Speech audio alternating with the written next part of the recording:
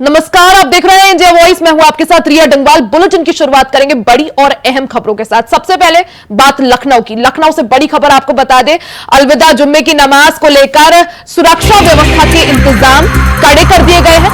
कल पढ़ी जाएगी अलविदा जुम्मे की नमाज। इस दौरान शहर की मस्जिदों में नमाज के इंतजाम जो है वो शुरू हो चुके हैं। ऐशबाग ईदगाह में दोपहर 12:45 पर नमाज अदा की जाएगी।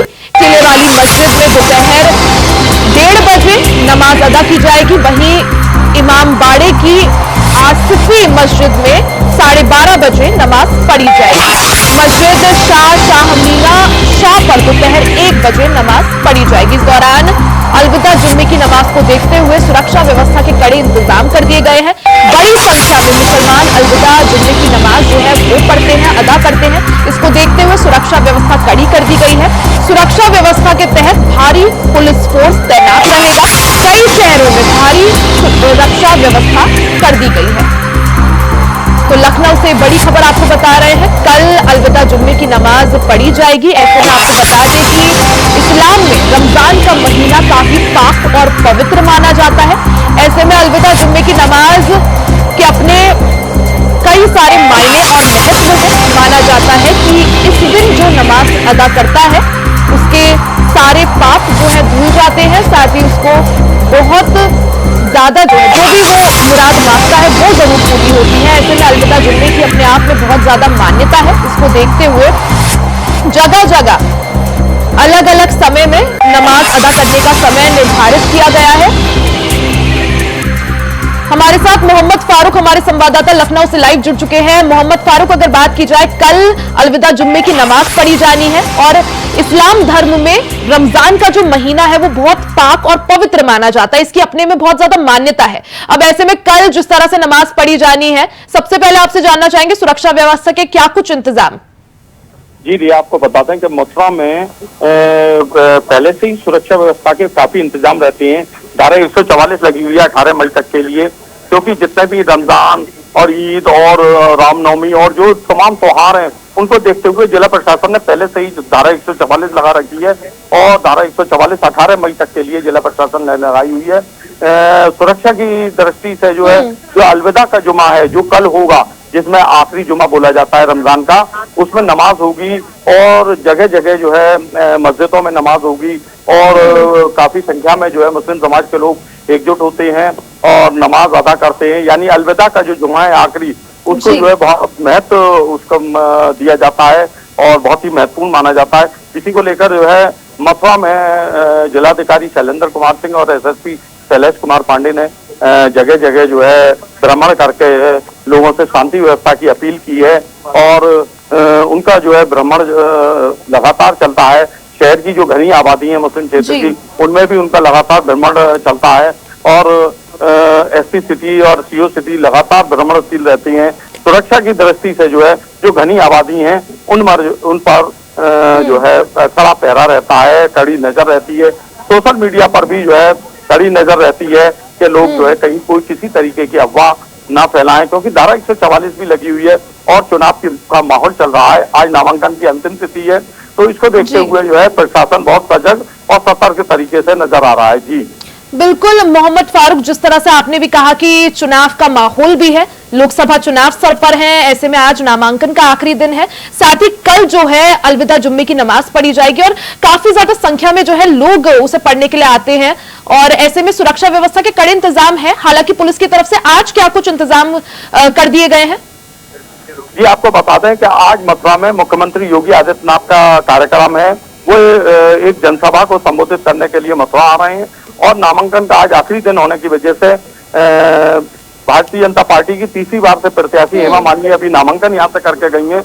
मैं इस समय कलेक्ट्रेट में ही मौजूद हूँ और उसके बाद में तमाम कांग्रेस के नेता और जो आज आखिरी दिन होने की वजह से जो निर्दलीय प्रत्याशी हैं वो सब अपना नामांकन आज कर रहे हैं। तो पुलिस की अभी व्यवस्था तो जो है उसको मुख्यमंत्री जी को लेकर है और जो नामांकन का आखिरी दिन है और तमाम वीवीआईपी का आने का जो कार्यक्रम है, यहाँ पे मंत्री स्वतंत्र देव सिंह कैबिनेट मंत्री उत्तर प्रदेश सरकार के आए थे, यहाँ चौधरी तेजवीर सिंह राज्यसभा के वो भी यहाँ पर आए थे।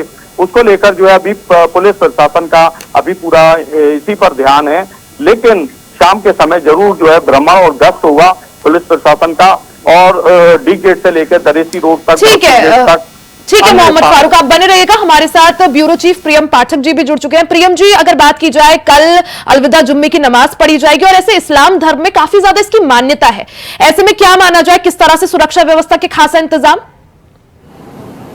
रिया, देखिए इस समय त्योहारों का दौर चल रहा है। एक तरफ जहां ईद का पर्व आने वाला है, दूसरी तरफ नवरात्रि है और सबसे अहम लोकतंत्र का पर्व यानी कि चुनाव का माहौल भी इस समय चल रहा है। तो ऐसे में इन सभी को ध्यान में रखते हुए बाकायदा उत्तर प्रदेश में जो है वो अलर्ट जारी किया गया है। सभी जिलों के अंदर जो है वो डीजीपी की तरफ से कहा गया है कि वो अपने अपने जिलों में जो है वो चौकसी को बरसें। हर एक छोटी भी शिकायत का जो है गंभीरता के साथ में संज्ञान लिया जाए, ताकि कहीं पर कोई अप्रिय घटना जो है वो घटित ना हो। चूंकि जिस तरीके से आप देखें पिछले दिनों कुछ घटनाएं भी हुई, चाहे मुख्तार अंसारी को लेकर हो या फिर अन्य जो घटनाएं रही हो उनको लेकर हो। कल अलविदा की नमाज होनी है, आखिरी जुमा है ईद से पहले का। तो ऐसे में बड़ी संख्या में जो मुस्लिम समाज के जो लोग हैं वो एकत्र होते हैं, तो कहीं पर कानून व्यवस्था जो है वो ना बिगड़े, कहीं पर जो है कोई भी अराजक तत्व जो है वो सफल ना होने पाए अपने मंसूबों में। तो इसको ध्यान में रखने के लिए निर्देश जो है वो जारी किए गए हैं। अलविदा की नमाज के चलते विशेष तौर पर एहतियात रखने कहा गया है। इंटेलिजेंस की जो यूनिट्स हैं यूपी पुलिस की, वो अपनी जो है वो वर्क कर रहे हैं। एलआईयू की जो टीम्स है वो पूरी तरीके से अलर्ट पर है सभी जगह पर, और हर एक घटना पर जो है वो नजर रखी जा रही है। सोशल मीडिया पर विशेष तौर पर नजर रखी जा रही है। मुख्य सचिव जो है उत्तर प्रदेश के दुर्गा शंकर मिश्र, उनकी तरफ से कहा गया है कि सोशल मीडिया पर भी विशेष तौर पर नजर रखी जाए। इसके अलावा सड़कों पर कोई भी धार्मिक आयोजन ना हो, चाहे वो नमाज हो, चाहे वो नवरात्रि हो या फिर अन्य कोई त्योहार हो, उसको लेकर किसी भी तरीके का कोई भी जो कार्यक्रम है, जो धार्मिक कार्यक्रम है, वो सड़कों पर ना हो। तो उसको लेकर उन्होंने पूरे प्रदेश के अंदर निर्देश जो है वो जारी किए हैं। और साफ तौर पर इन सबके पीछे का मकसद है कि उत्तर प्रदेश के अंदर कानून व्यवस्था जो है वो बनी रहे, कहीं पर भी कोई अप्रिय घटना ना हो। हर एक जगह पे जो है चूंकि धार्मिक इस समय लगातार अगर आप देखें तो पर्व है, तो उसको ध्यान में रखते हुए कहा गया है कि जो धर्मगुरु हैं अलग अलग धर्मों के, उनके साथ में संवाद स्थापित किया जाए, लोगों के साथ में संवाद स्थापित किया जाए, जो लोकल पुलिस है वो संवाद स्थापित करे, ताकि कहीं पर भी कोई ऐसी सिचुएशन ना बने जिस तरीके से पिछले दिनों हमने देखने को मिला। मुख्तार अंसारी की जिस तरीके से मौत हुई, उसके बाद भी व्यवस्था जो है वो पूरी बनी रही। उसके पीछे का मकसद था कि यहां से भी नजर रखी जा रही थी मुख्यालय से, और जिलों के अंदर भी साफ तौर पर निर्देश जारी किए गए थे। तो ठीक उसी तरीके से व्यवस्था को सुचारू बनाए रखना है जैसे पिछले दिनों बनी रही है। और अलविदा की नमाज को ध्यान में रखते हुए भी जो तैयारियां हैं, जो सुरक्षा व्यवस्था के इंतजाम हैं, उसको बढ़ाने के निर्देश जारी किए गए हैं। बिल्कुल प्रियम जी, उत्तर प्रदेश पुलिस पूरी तरह से कमर कसे हुए है ताकि सुरक्षा व्यवस्था जो है चाक चौबंद रहे। हमारे साथ शोहेब रिजवी भी जुड़े हुए हैं। शोहेब, सबसे पहले आपके पास आऊंगी। अब शोहेब, अगर बात की जाए, रमजान का महीना काफी पाक माना जाता है, काफी पवित्र माना जाता है इस्लाम धर्म के लिए। ऐसे में कल आखिरी जुम्मे की नमाज है, ऐसे में इसको देखते हुए ताकि माहौल ना बिगड़े, सुरक्षा व्यवस्था चाक चौबंद रहे, क्या कुछ इंतजाम पुलिस प्रशासन की तरफ से?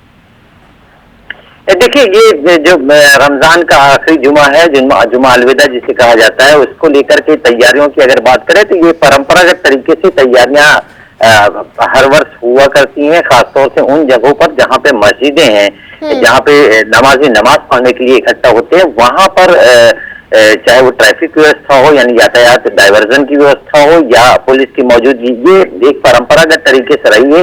कोई इसमें बहुत ज्यादा बदलाव नहीं है। लेकिन इस बार चूंकि लोकसभा का चुनाव भी चल रहा है, आचार संहिता लगी हुई है, ऐसे में थोड़ा सतर्कता इसलिए बढ़ा दी गई है, राजनीतिक माहौल है, और साथ ही साथ सुरक्षा के एक तरह से मद्देनजर रखते हुए इस तरह से सुरक्षा व्यवस्था की गई। लेकिन अगर जुमा अलविदा की नमाज की बात करें तो उसके लिए जो व्यवस्थाएं पूर्व में की जाती रही हैं, जिस तरह से जिन मस्जिदों को चिन्हित किया गया है जहां पर नमाज अदा की जाती है, वहां पर प्रशासनिक अधिकारियों की मौजूदगी के साथ ही साथ बैरिकेड होता है, यातायात व्यवस्था पर ध्यान दिया जाता है, तो ये व्यवस्थाएं की जाती है। लेकिन चूंकि इस बार लोकसभा का चुनाव भी इस दरमियान पड़ रहा है, आचार संहिता लागू है, ऐसे में इसका राजनीतिक रूप से किसी तरह से कोई वाद विवाद ना हो, इस पर निगाह रखने के लिए खासतौर से जो पीस कमेटियां बनाई जाती है मोहल्लों की, उनके साथ प्रशासनिक अधिकारियों के साथ मेल मिलाप करके स्थितियों पर नजर रखने की जो तैयारी है वो की जा रही है। जैसा कि प्रियम जी बता रहे थे कि त्योहारों का पर्व चल रहा है, नवरात्र भी शुरू होने जा रही है, तो उसको लेकर के तमाम जो तैयारियां प्रशासनिक अमला करता है वो देखने को मिल रही है। तो ये कह सकते हैं कि जुमा अलविदा, चूंकि ये रमजान जो एक महीने का होता है उसका ये आखिरी जुमा है, और इस दिन खासतौर से जो नमाज अदा की जाती है उस पर बड़ी संख्या में लोग इकट्ठा होते हैं। तो ऐसे में इन तमाम जगहों पर जहां पर नमाज की जाएगी, पिछले योगी सरकार की ही ये कह सकते हैं देन है कि पिछले कुछ दिनों से ये देखा गया कि जो नमाज सड़कों पर कभी हुआ करती थी, वो अब पूरी तरीके से प्रतिबंधित हो चुकी है। ऐसी कोई जगह नहीं होती जहां पर आम जगहों पर नमाज अदा की जाए, यानी नमाज जो होगी वो मस्जिद के अंदर होगी। ये सरकार ने भी पिछले दिनों काफी साफ तरीके से लोगों को ये बात बता दी है। तो ऐसे में ऐसी कोई स्थान नहीं, इसलिए मस्जिदों के अंदर ही नमाज होती, तो ऐसा कोई अवस्था या किसी तरह की वो दिक्कतें नहीं होती। उसका प्रशासनिक अमला पूरी तैयारी करता है, तो वो तैयारियां लगभग पूरी है। कल जब नमाज होगी तो उस वक्त भी वो मूवमेंट देखने को मिलेगा। उसके अलावा चूंकि पुलिस सतर्कता इसलिए भी बढ़ी हुई है कि पिछले कुछ दिनों से चुनावी माहौल है, आचार संहिता लागू हुई है, जैसा कि पिछले दिनों मुख्तार अंसारी की मौत के बाद भी कुछ इस तरह की स्थितियां लोगों को अनुमानित था। लेकिन इस तरह से जिस तरह से प्रशासनिक तैयारियां की गई थी, जिस तरह से पुलिस के मूवमेंट चप्पे चप्पे पर निगाह रखी गई, खासतौर से उन तमाम चिन्हित इलाकों पर जहां पर इस तरह की स्थितियों में थोड़ी भी गड़बड़ी होने की आशंका होती है, वहां पे पुलिस की जो फ्लैग मार्च है, चाहे वो रैपिड एक्शन फोर्स के साथ हो या अधिकारियों के साथ हो, साथ ही साथ जो मोहल्ला कमेटी उससे बातचीत, ये तमाम रास्तों के जरिए से पूरी तैयारी कह सकते हैं कि वो जो प्रिकॉशनरी तैयारी है वो प्रशासन की पूरी है। और खासतौर से जो उत्तर प्रदेश सरकार का मंशा है, उनके निर्देश हैं कि इन तमाम स्थितियों पर कड़ी तरीके से निगाह रखी जाए और किसी तरह की कोई अवस्था न होने पाए और कोई भी गड़बड़ी करने वाले को बख्शा नहीं जाए। तो इन जो संदेशों के तहत कह सकते हैं कि पूरी बिल्कुल शोहेब, तो जिस तरह से चुनावी माहौल भी है और कल अलविदा जुम्मे की नमाज पढ़ी जानी है, इसको देखते हुए सुरक्षा व्यवस्था चाक चौबंद कर दी गई है। शोहेब आपका भी बहुत बहुत शुक्रिया, मोहम्मद फारूक आपका भी बहुत बहुत शुक्रिया। प्रियम पाठक जी आप बने रहिएगा, आगे भी आपसे चर्चा करेंगे। वहीं लखनऊ से बड़ी खबर आपको बता दें, मुख्तार अंसारी की मौत की जांच शुरू हो चुकी है। न्यायिक और मैजिस्ट्रेट जांच शुरू हो चुकी है। मंडल कारागार में जेलर, डिप्टी जेलर और बाकी लोगों से पूछताछ की जा रही है। न्यायिक और मैजिस्ट्रेट एसडीएम ने लोगों से भी पूछताछ की है। मुख्तार अंसारी की बैरक की भी वीडियोग्राफी कराई जा रही है। तो मुख्तार को देने वाली दवाओं को लेकर भी जानकारी पुलिस जो है जुटा रही है। तो बड़ी खबर आपको बता दें, मुख्तार अंसारी की मौत से जुड़ी ये बड़ी खबर है। लगातार मुख्तार अंसारी के जो परिजन है वो जांच के करवाने के मांग कर रहे थे, जिसके बाद न्यायिक और मजिस्ट्रेट जांच जो है शुरू हो चुकी है। इसको देखते हुए जो मंडल कारागार है वहां पर जाकर जांच शुरू हो चुकी है।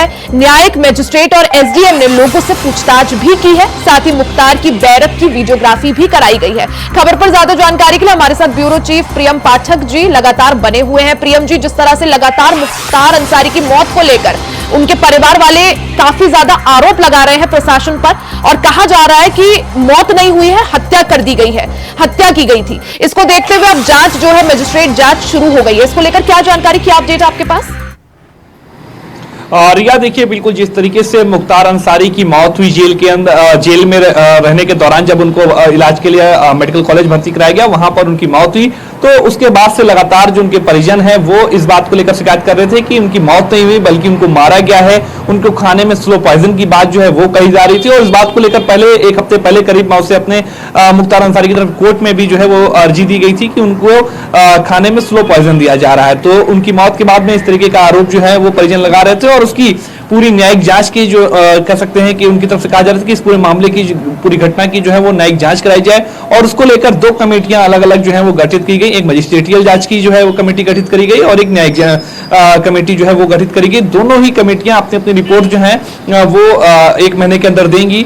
दोनों ही कमेटी जो है उन्होंने अपनी जांच शुरू कर दी है। हर एक चीज को देखा जा रहा है। मुख्तार अंसारी की रूटीन क्या था, उनके जो बैरक था उसकी पूरी जांच की जाएगी। उनको कौन कौन सी दवाएं दी जा रही थी और किस वजह से दी जा रही थी। उससे पहले की जो उनकी बीमारियां डायग्नोज हुई थी उसमें वो कौन कौन सी बीमारियां थी, खाने की क्या कुछ उनकी दिनचर्या थी। तो हर एक चीज को लेकर, हर एक पहलू को लेकर ये जो कमेटी है ये अपनी जांच कर रही है। और कमेटी देखना होगा कि उनकी फाइंडिंग्स में क्या कुछ चीजें निकल के सामने आती हैं। लेकिन फिलहाल अभी कह सकते हैं कि इन दोनों ही कमेटियों ने, चाहे वो न्यायिक मजिस्ट्रेट की न्यायिक हो या फिर मजिस्ट्रेटियल जांच हो, दोनों ही जांच जो है वो शुरू हो चुकी हैं। जो कमेटी के अधिकारी हैं वो अब जेल पहुंचे हैं। वहां पर पहुंचकर उन्होंने बाकायदा वहां का मुआयना किया है, वहां का हर एक चीज को देखा है, हर एक चीज की जांच की जा रही है। उनकी दवाओं का देखा जा रहा है कि क्या वो डायग्नोज जो उनकी बीमारियां हुई थी उससे संबंधित दवाएं थी और उन दवाओं का क्या कुछ असर हो सकता है। तो माना जा रहा है कि इसमें चिकित्सकों की भी सलाह जो है वो एक्सपर्ट एडवाइस जो है वो ले सकती है कमेटी की ये दवाओं का क्या कुछ असर रह सकता है। इसके अलावा उनके पिछले स्वास्थ्य की क्या कुछ चीजें जो थी वो निकल कर सामने आई हैं, उनको देखा जाएगा। जिस समय उनकी तबीयत खराब हुई तो उस समय कौन कौन उस बैरक में मौजूद था, जेल के अंदर मौजूद था। इसके अलावा जो जेलर हैं उनके बयान लिए जाएंगे, उनसे पूरी इस मामले को लेकर जो है वो जानकारी तलब की जाएगी और हर एक पहलू को ये कमेटी जो है वो जांचेगी और उसके बाद जो अपनी रिपोर्ट है उसको संबंधित को सौंपा जाएगा। तो कह सकते हैं कि परिजनों का जो आरोप था उस आरोप को ध्यान में रखते हुए ये दोनों ही कमेटियां जो है वो गठित करी गई हैं। देखना होगा कि इन दोनों ही कमेटियों की जो फाइंडिंग्स आती हैं निकल के उसमें क्या कुछ चीजें दिखाई देती हैं। प्रियम, अगर बात की जाए कब तक का समय दिया गया है रिपोर्ट सौंपने के लिए, साथ ही जो न्यायिक और मजिस्ट्रियल जांच चल रही है, लगातार मुख्तार अंसारी के जो परिजन हैं, चाहे उनके भाई हो अफजाल अंसारी या उनके बेटे हो उमर अंसारी, लगातार यही आरोप लगा रहे थे कि उनको स्लो पॉइजन दिया जा रहा है। क्या उस संबंध में भी जांच आगे बढ़ेगी? बिल्कुल, देखिए जो जांच हो रही वो हर एक पहलू को ध्यान में रखकर की जा रही। जिस तरीके से परिजनों की तरफ से आरोप लगाए गए हैं उनका विशेष तौर पर ध्यान रखा जा रहा है, जिसमें स्लो पॉइजन की बात कही गई थी। तो क्या इस बात में सत्यता थी, क्या नहीं थी? जो उनको खाना दिया जा रहा था वो कहाँ बन रहा था, खाने में क्या जो आइटम थे वो उनको दिए जा रहे थे, दवाएं जो दी जा रही थी वो क्या थी, कौन कौन से वो ड्रग्स थे दवाओं के जो उनको दिए जा रहे थे, तो उसका क्या इफेक्ट हो सकता है। तो हर एक चीज की बाकायदा पूरी जांच की जा रही है, हर एक पहलू को देखा जा रहा, विशेष तौर पर उन पहलू को जिनको लेकर परिजनों की तरफ से ये आरोप लगाया गया कि उनको स्लो पॉइजन जो है वो दिया जा रहा था। इसीलिए जो कमेटी है, जो दोनों ही टीमें बनाई गई हैं जांच के लिए, वो जो है मौके पे पहुंची है मुआयना करने के लिए और वहां पर हर एक चीज को वो देख रही हैं। सभी लोगों से वहां पर वो बात भी कर सकती हैं जो लोग उस समय मौजूद थे या जो लोग कहीं ना कहीं मुख्तार अंसारी के आसपास उनकी दिनचर्या से टच होते थे, उनके भी बयान इसमें जो है वो लिए जा सकते हैं कि क्या कुछ उन लोगों का कहना है, किस तरीके से पूरी ये घटना जो है वो घटित हुई है, क्या इसमें चीजें रही, क्या वो नेचुरल उनकी मौत थी या फिर जो परिजनों का आरोप है क्या उसमें कोई सत्यता है या नहीं है। इन सभी चीजों को जो है तो जांच जो है शुरू हो चुकी है, 3 सदस्य कमेटी का गठन किया गया था। अब देखना होता है कि जांच में क्या कुछ निकलकर सामने आता है। आप बने रहिएगा, आगे भी आपसे चर्चा करेंगे। हमारे साथ इसी वक्त बांदा से हमारे संवाददाता संदीप जुड़ चुके हैं। संदीप, क्योंकि बांदा जेल में बंद थे मुख्तार अंसारी, यहां पर जब जांच अब शुरू हो चुकी है, सबसे पहले आपसे जानना चाहेंगे जांच कितना आगे बढ़ी है, कब तक रिपोर्ट सौंपने को कहा गया है?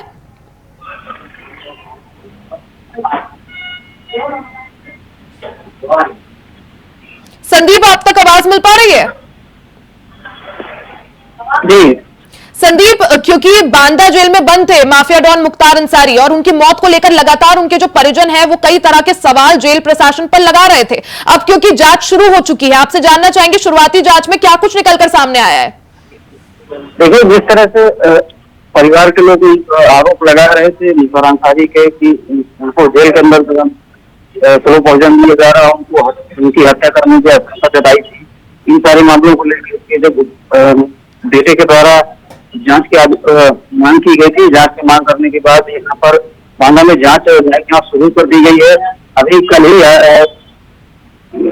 एमपीएमएलए कोर्ट की जज जो है गरिमा सिंह और उनके साथ एडीएम जेल के अंदर मौके पर गए थे और वहाँ पर कम से कम लगभग 2 घंटे जो है लोगों से पूछताछ किए। पूछताछ करने के बाद फिलहाल जब वहाँ पूछताछ करके बाहर निकले थे, उसके बाद मीडिया ने उनसे बात करने का प्रयास किया, लेकिन उन्होंने जांच का हवाला देते हुए कह दिया कि यार कि जांच जो हमको जहाँ पर सबमिट करनी है उसके सबमिट हम वहाँ पर करेंगे। फिलहाल अभी हम किसी भी जांच के स्तर पर नहीं पहुंचे हैं। जब जांच कंप्लीट हो जाएगी उसके बाद ही बताने का प्रयास कर पाएंगे कि आगे। बिल्कुल संदीप, तो जांच लगातार जारी है। देखना यह होगा कि जांच में क्या कुछ निकलकर सामने आता है, क्योंकि मुख्तार अंसारी के जो परिजन है, चाहे उनके भाई हो या उनका बेटा हो, लगातार जेल प्रशासन पर कई तरह के गंभीर आरोप लगा रहे हैं। बहुत बहुत शुक्रिया आपका तमाम जानकारी के लिए।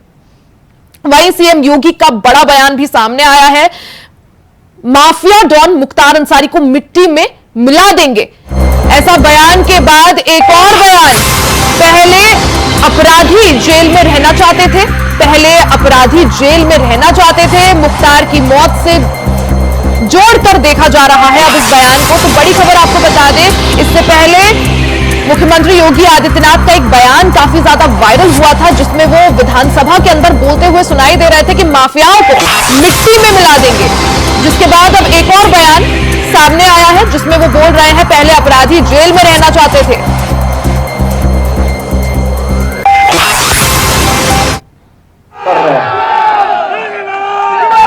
अब आप देख रहे होंगे अब तो ज्यादातर अपराधी अपने गले पे पट्टी लटका करके घूम रहे हैं। कह रहे हैं कि भैया जिंदगी भर ठेला लगा करके पेट भर लूंगा, लेकिन अब कुछ गलत काम नहीं करूंगा, एक बार जान बकस तो बस। बहनों और भाइयों, ये कानून का भार अगर अपराधी और माफियाओं के ऊपर न हो तो गरीबों का, सामान्य नागरिकों और व्यापारियों का ये अपराधी और माफिया जीना हराम कर देंगे। और इसीलिए उत्तर प्रदेश जैसे राज्य में जहां हर दूसरे दिन एक दंगा होता था, कांग्रेस और समाजवादी पार्टी के दंगा पहुंचे और कर्फ्यू की पॉलिसी को जो प्रदेश झेला हो, उस प्रदेश में अब दंगा नहीं चलेगा, कर्फ्यू नहीं चलेगा। वह प्रदेश अब उपद्रव बर्दाश्त नहीं करेगा। वह प्रदेश अपने परंपरागत उत्सव के साथ जुड़ेगा और उत्सव के साथ जुड़ने के लिए ही हम आपके पास आए हैं। आज आप देख रहे होंगे अपराधी पहले तो उसने एक युक्ति निकाली थी कि चलिए सरकार कैसे आ रही है वैसे ही पिछली सरकारों की तरह हम भी वही करेंगे, लेकिन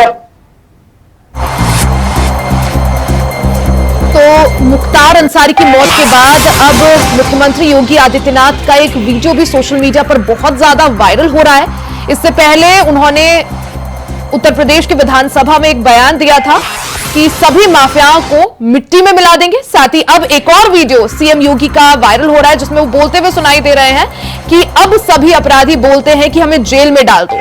खबर पर ज्यादा जानकारी के लिए हमारे साथ प्रियम पाठक हमारे ब्यूरो चीफ जुड़ गए हैं। प्रियम पाठक, अगर बात की जाए मुख्यमंत्री योगी आदित्यनाथ का एक वीडियो काफी ज्यादा वायरल हो रहा है, खासकर मुख्तार अंसारी की मौत के बाद से, जिसमें वो बोलते हुए सुनाई दे रहे हैं कि सभी माफियाओं को मिट्टी में मिला देंगे। अब एक और वीडियो वायरल हो रहा है जिसमें वो बोल रहे हैं कि अब सभी माफिया खुद कहते हैं कि हमें जेल में डाल दो। किस तरह से इसे देखा जाए? और यह देखिए, उत्तर प्रदेश के अंदर कानून व्यवस्था हमेशा से एक बड़ा चुनावी मुद्दा रहा है और ऐसे में जब एक बार फिर कह सकते हैं कि चुनाव का वक्त है तो ऐसे में कानून व्यवस्था एक बड़ा मुद्दा है। हालांकि 2017 के बाद से उत्तर प्रदेश के अंदर अगर आप देखें तो कानून व्यवस्था के मामले में सरकार ने काफी उपलब्धियां हासिल करी हैं और यही वजह रही है कि 2022 के चुनाव में जब वापस योगी आदित्यनाथ जो है वो जनता के बीच में गए थे तो कानून व्यवस्था उनको दोबारा जीत में एक बड़ी जो कह सकते हैं रोल है उसने निभाया था। अब एक बार फिर जब लोकसभा का चुनाव है तो ऐसे में फिर जो है कानून व्यवस्था को जो है वो चर्चा जो है उसकी साफ तौर पर देखने को मिल रही। इससे पहले विधानसभा के अंदर सदन के दौरान मुख्यमंत्री योगी आदित्यनाथ ने कहा था कि माफियाओं को हम मिट्टी में मिला देंगे और उसके बाद से अगर देखें तो लगातार जिस तरीके से कानूनी कार्रवाई जो है वो देखने को मिली है, चाहे वो अतीक अहमद की बात हो, उसमें जो घटना हुई, जिस तरीके से प्रभावी पैरवी सरकार कर रही थी और उसके बाद मुख्तार अंसारी का ये मामला रहा हो, उसमें भी सरकार की प्रभावी पैरवी का नतीजा था कि एक साल के अंदर कई ऐसे मामले थे जिसमें मुख्तार अंसारी को सजा हुई। इससे पहले वो केस कई सालों से लंबित थे, लेकिन जब से योगी आदित्यनाथ की सरकार आई, सरकार ने प्रभावी पैरवी शुरू करी और उसका यह नतीजा था कि मुख्तार अंसारी को जेल के अंदर रहना पड़ रहा था।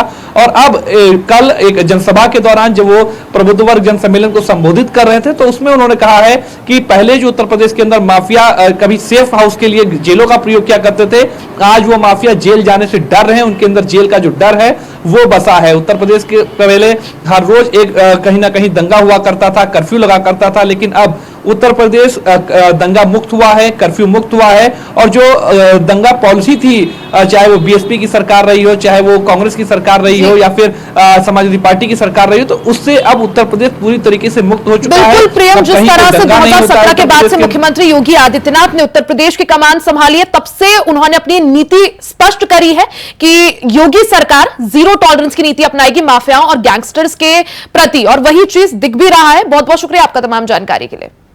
इसी के साथ इस बुलेटिन में फिलहाल के लिए सिर्फ इतना ही। खबरों का सिलसिला जारी रहेगा, बने रहे हमारे साथ।